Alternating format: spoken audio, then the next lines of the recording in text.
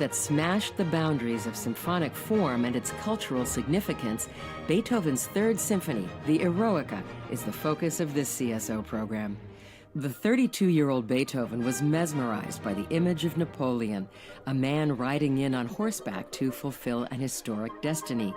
He responded with what he called the Bonaparte Symphony. It was almost twice as long as its predecessor and unparalleled in its force and complexity.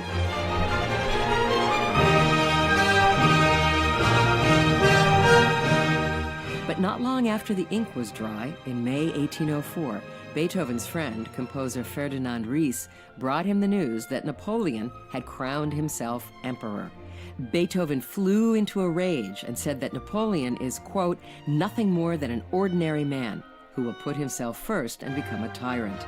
He ripped the title page of the copyist's score in two and threw it to the floor. A surviving copy bears the scratched-out subtitle. Renaming his symphony the Eroica, meaning heroic, Beethoven said it would instead celebrate the memory of a great man. The Napoleon he admired was dead.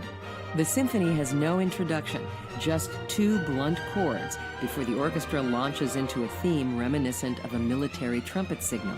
But the theme ends on a note of unresolved tension, which pervades the entire movement.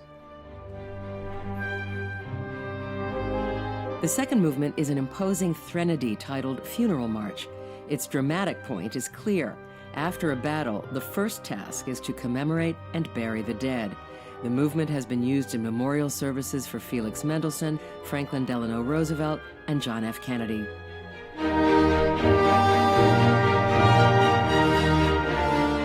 The third movement is not a dainty minuet, but a tightly coiled scherzo with a martial spirit. In the finale, Beethoven unleashes a kaleidoscopic set of variations based on a theme from his ballet, The Creatures of Prometheus. Napoleon might have seemed like a modern Prometheus to the composer, a daring young renegade who sought to elevate humankind. But whatever the specific intent, the Eroica stands today not as a glorified piece of hero worship, but rather a monumental celebration of humanity itself.